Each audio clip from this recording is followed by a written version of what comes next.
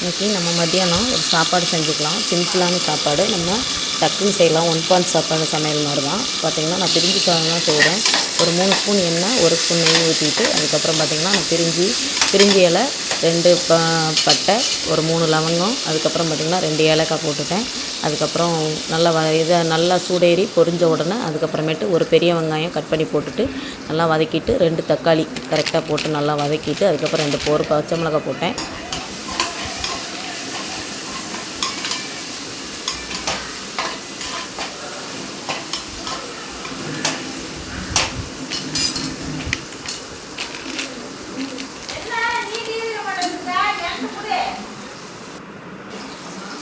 ஒரு 2 வெங்காயம், ஒரு தக்காளி, ஒரு பச்சை மிளகா போட்டு வதக்கிட்டு நான் வந்து இன்ஸ்டன்ட் நம்ம பிரியாணி மசாலா கரம் மசாலா இருக்கு இல்லையா, கறி மசாலா தூள் அது தான் போட்டேன். அது 1 ஸ்பூன் போட்டுட்டு நல்லா வதக்கிட்டு எண்ணெய் பிரிஞ்சு வந்தோடனே கொஞ்சம் தயிர் சேர்த்துக்கிட்டேன். அதுக்கப்புறம் தயிர் சேர்த்துட்டு 3 முட்டை அந்த பக்கம் வேக வச்சுட்டேன் பார்த்துக்கோங்க.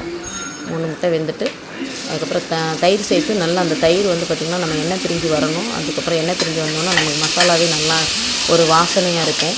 நம்ம கறி மசாலா தூளுக்கும் இந்த பட்டை லவங்கத்துக்கும் சூப்பராக இருக்கும். அதுக்கப்புறம் நான் ஒரு டம்ளர் அரிசி ஊற வச்சுருந்தேன். அதுக்கப்புறம் 1 டம்ளர் அரிசிக்கு நான் 2 டம்ளர் தண்ணி, அளவு தண்ணி வைக்கல. நான் வந்து உங்களுக்கு ஒரு கணக்கு சொல்கிறேன். கொஞ்சம் கல் உப்பு சேர்த்துட்டு அதுக்கப்புறம் 2 விசில் விட்டு சாப்பாட்டு அரிசி தான் நான் இறக்கிட்டேன். அந்த 3 முட்டை வச்சதை வந்து நான் போட்டுட்டு அதுக்கப்புறம் எங்கள் பாப்பா வந்து இந்த பக்கம் பார்த்திங்கன்னா வாழைக்காய் சிப்ஸ் செஞ்சுருந்தாங்க. வாழைக்காய் ஃப்ரை செஞ்சுருந்தா சூப்பராக இருந்துச்சு. நல்லா வந்து எதுவுமே போடல பார்த்துக்கோங்க. நம்ம இது சிக்கன் பொரிக்கிற மசாலா, அதுக்கப்புறம் பார்த்திங்கன்னா கொஞ்சம் இஞ்சி பூண்டு பேஸ்ட்டு, கார்ன்ஃப்ளவர்லாம் இதில் போடல பார்த்துக்கோங்க. அதுக்கப்புறம் கொஞ்சம் உப்பு, கொஞ்சம் தயிர், கொஞ்சம் லெமன் போட்டு நல்லா இது புரட்டி ஊற வச்சு பொரிச்சிட்டாங்க. அவ்வளோதான்.